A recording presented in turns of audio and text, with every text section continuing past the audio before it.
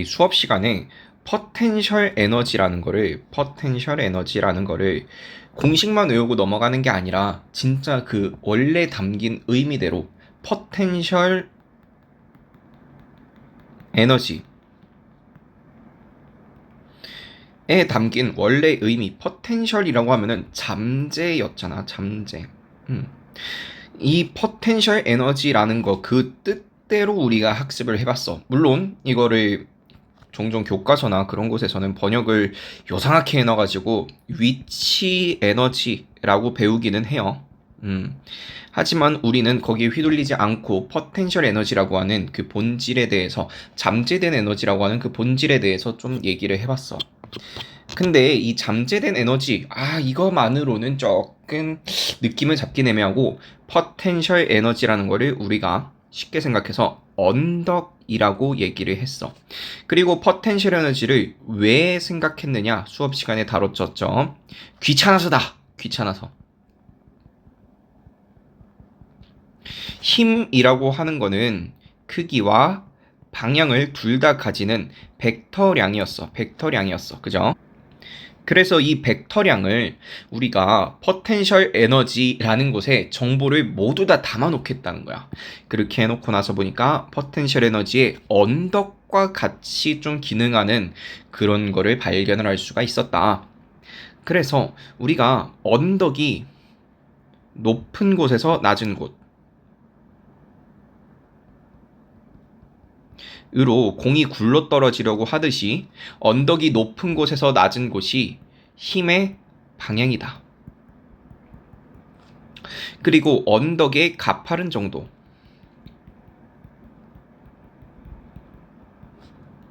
언덕의 가파른 정도가 힘의 크기다. 이런 얘기를 했을 거야.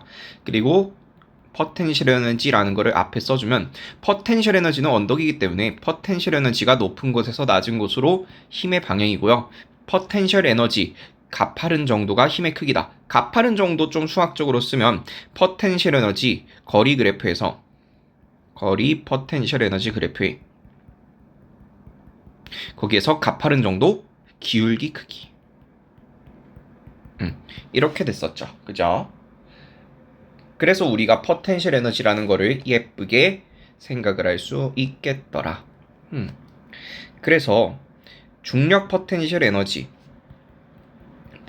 에너지를 위치에 따라서, 거리에 따라서 한번 나타내 볼게요. 중력 포텐셜 에너지 같은 경우에는 중력 포텐셜 에너지는 mgh입니다. 라고 수업 시간에 이거는 그냥 공식을 암기하세요. 암기해야 하는 식입니다. 라고 했지만 그 의미를 내가 얘기를 했었어.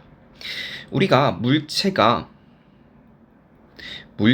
질량 m짜리 물체가 지표면에 존재한다면,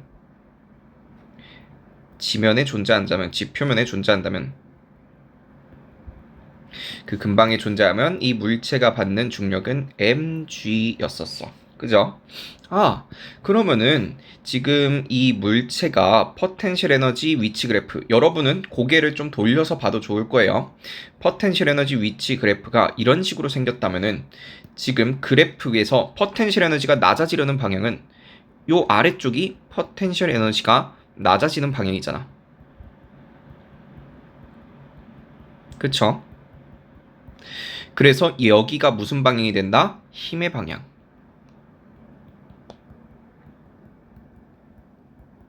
그리고 여기에 기울기 크기가 뭐가 된다? 포텐셜 에너지 위치 거리 그래프에 기울기 크기가 힘의 크기가 돼야 돼. 기울기 크기. 이게 뭐다? 힘의 크기. 그럼 지금 같은 경우에는 힘의 크기인 mg가 기울기 크기가 돼야겠죠. 그래서 여기 높이를 h라고 했을 때, 기울기라고 하면 h분의 여기 물음표 했을 때, h분의 물음표 했을 때 그게 기울기잖아. 지금 여기 위치가 x축, 포텐셜 에너지를 y축이라고 생각하고 그래프를 한번 돌려서 보세요. 그럼 기울기의 크기는 h분의 물음표야. 기울기의 크기니까 요 마이너스 붙일 필요가 없죠. 이게 mg가 돼야 된다고. 그래서 물음표가 얼마가 돼야 된다? mgh가 돼야 된다. 아하, mgh면은 지금 우리가 논의한 게 전부 다 맞아 떨어지더라. 그래서 중력 포텐셜 에너지가 mgh다라는 것까지 설명을 했었어요. 여기까지 여러분들이 포텐셜 에너지에 대해서 기본적으로 알고 있어야 또는 기본적으로 느끼고 있어야 하는 거 간단하게 정리를 해봤고, 식으로 굳이 하나 외우겠다라고 하면은 중력 포텐셜 에너지는 mgh입니다 라고 볼 수 있다 라고 했어요. 자, 그러면은 포텐셜 에너지를 생각할 수 있는 힘, 우리가 배우는 거에서는 크게 세 가지가 있을 거야. 중력, 전기력, 탄성력. 이 세 가지는 포텐셜 에너지를 생각할 수 있는 힘이다 라고 얘기를 했어요. 그죠? 요 세 가지를 우리가 여러 가지 종류가 더 있지만 포텐셜 에너지를 생각할 수 있는 힘을 우리가 보존력이라고 부른다 라고 수업 시간에 얘기를 했어요. 오케이. 이 세 개 말고도 여러 가지 보존력이 있지만 우리가 수업 시간에 배우면서 다루게 될 포텐셜 에너지는 이 세 가지 뿐이다. 그리고 특히 우리가 지금 당장 다룰 포텐셜 에너지는 중력 포텐셜 에너지 요거 하나만 다룰 거다 라는 거 해가지고 포텐셜 에너지 개념을 마치도록 하겠습니다. 자, 우리 역학적 에너지라는 거를 수업 시간에 배웠어요. 역학적 에너지라는 거는 포텐셜 에너지와 운동 에너지의 합이다. 이때 운동 에너지라는 거는 2분의 1 mv 제곱으로 주어지는 거였고, 만약에 운동량의 크기 mv라는 걸 이용을 한다면 얘를 2m분의 p제곱이라고 쓸 수도 있을 거예요. 이게 역학적 에너지 보존 법칙이었어. 역학적 에너지의 정의였어요. 그쵸? 그리고 우리가 1이라는 거를 크게 두 가지로 나눠볼 수가 있었어. 하나는 보존력이 한 일, 하나는 비보존력이 한 일. 근데 여기에서 보존력이라고 하는 게 뭐가 있었다? 중력, 전기력, 탄성력. 이 세 가지가 있었어요. 뭐가 됐든 간에 1이라고 하는 거는 운동 에너지의 변화를 만들어낼 수가 있었죠. 이게 1운동 에너지 정리였어. 그리고 비보존력이라고 하는 거. 얘가 한 일은 역학적 에너지의 변화를 만들어낼 수가 있었어요. 다시 말하면은 보존력은 아무리 일을 해도 역학적 에너지 변화를 만들어낼 수가 없습니다. 라는 거야. 즉, 비보존력만이 역학적 에너지의 변화를 만들어낼 수 있다는 것이고, 얘가 0이면 어떻게 말할 수 있어요? 역학적 에너지의 변화가 없다. 이 말은 비보존력이 한 일이 0이면은 역학적 에너지가 보존된다. 이게 역학적 에너지 보존의 진짜 의미였어. 그래서 보존력은 아무리 일을 해도 역학적 에너지 변화를 만들지 못함. 보존력은 아무리 일해도 역학적 에너지가 보존된다는 얘기야. 역학적 에너지가 변화하지 않는다는 얘기야. 유일하게 역학적 에너지를 변화시킬 수 있는 건 비보존력, 막 마찰력, 또는 내가 손으로 끌어준 힘 등등등 이런 것들이 있을 거예요. 이런 것들만이 역학적 에너지의 변화를 만들어낼 수 있다. 그래서 보존력이 한 일이 0이면 역학적 에너지가 보존이 된다라는 거예요. 나는 개인적으로 요 위에 거를 좀 더 추천하고 싶어요. 비보존력만이 역학적 에너지의 변화를 만들어낼 수 있다. 그리고 이거를 다른 방식으로 표현한 게 아래에 있는 글이에요. 됐죠? 이게 여러분들이 역학적 에너지 보존에 대해서 알고 있어야 하는 것 알파이자 오메가예요. 그냥 이게 끝이야. 그래서 역학적 에너지와 그냥 에너지가 보존이 된다라고 할 때 이 두 가지는 큰 차이가 있어. 역학적 에너지가 보존이 되려면 비보존력이 한 일이 0이어야 돼. 역학적 에너지가 보존이 되려면 비보존력이 한 일이 0이어야 돼.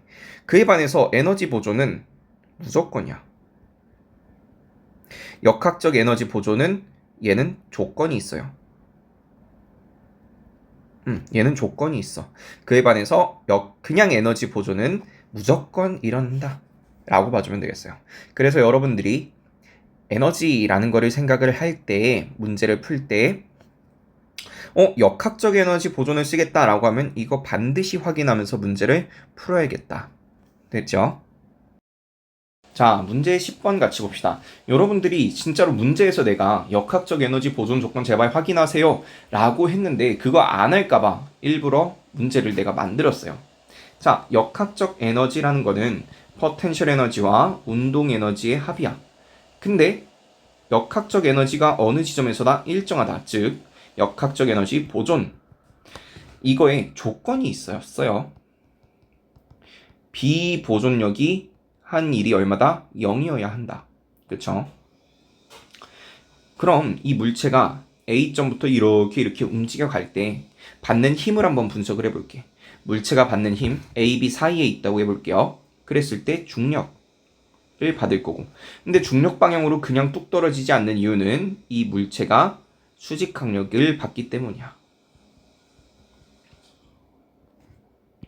그럼 이 물체의 순간적인 변이는 지금 오른쪽 아래 방향이 순간적인 변위가 되겠죠. 그러면서 수직항력과 변이는 항상 수직하겠다. 그쵸? 근데 2일이라는 거는 단순히 작용한다고 항상 일을 하지 않아. 힘과 변이가 서로 나라는 방향을 뽑아줘서 곱해주면 그게 일이었어. 근데 지금 변이와 수직항력은 항상 수직하니까 얘는 일을 하지 않아. 중력만이 일을 해요. 그렇기 때문에 보존력의 중력, 전기력, 탄성력 대표적인 예시라고 했어요. 중력은 보존력에 속하니까 일을 한다고 해도 역학적 에너지 보존에 영향을 미치지 않아. 근데 수직항력은 비보존력이죠. 근데 힘은 작용하지만 한 일이 0이야. 오케이. 그러니까 역학적 에너지 보존이 되겠다라는 거예요. 됐죠? 그래서 1 분석은 맞췄어. 조건을 확인했어요. 역학적 에너지 보존 이제 쓸 수 있겠다라는 거야. 1번부터 답을 해볼게요. A, B, C, D에서 물체가 받는 힘 아까 중간에 했죠. 중력과 좀 살려놓을게요. 위쪽에 거를. 중력과 수직항력이었어. 근데 수직항력이 하는 일은 얼마? 0. 그럼 일을 하는 힘은 오직 중력만 일을 한다. 4번 포텐셜 에너지가 보존되는가? 우리 역학적 에너지가 보존이 된다고 했어. 5번 얘는 보존이 되지만 포텐셜 에너지 보존? 이런 건 배운 적이 없어요. 그리고 심지어 포텐셜 에너지는 지금 중력 포텐셜 에너지 mgh인데 h가 계속 변화하잖아. 그럼 포텐셜 에너지가 계속 변화하게 될 거예요. 그러니까 포텐셜 에너지가 보존된다? 배운 적도 없을 뿐더러 지금은 보존되지도 않아. X. 자, 6번 볼게요. A, C, D에서 포텐셜 에너지를 써달래. 지금 포텐셜 에너지 우리 중력 포텐셜 에너지만 보면 될 거야. mgh. 지표면에서 중력 포텐셜 에너지 0으로 해주세요. 라고 잡아놨죠. 그럼 A점에서 포텐셜 에너지는 mg 높이 10. 근데 m이 얼마? 질량 2kg이라고 문제에 줘 있고요. g는 중력가 속도 10m/s 제곱이라고 문제에 줘 있으니까 갖다가 넣으면은 200이 정답이 되겠죠. 200줄. C 같은 경우에는 mgh 하면은 2 곱하기 10 곱하기 4 해서 80줄의 포텐셜 에너지. D점에는 mgh 해서 160줄의 포텐셜 에너지를 가질 거야. 그쵸? 그 다음에 A점에서 지금 속력이 1m/s입니다. 오른쪽으로 1m/s입니다. 문제 조건에 주어져 있죠. 그럼 A점에서의 운동 에너지는 2분의 1 mv 제곱 하면은 1줄이야. 그쵸? 그럼 우리 5번에서 역학적 에너지 보존이라고 했으니까 아하, A점에서 포텐셜 에너지와 운동 에너지의 합인 역학적 에너지는 얼마가 되겠다? 201줄. 그거는 A, C, D 어디에서나 똑같아야 된다.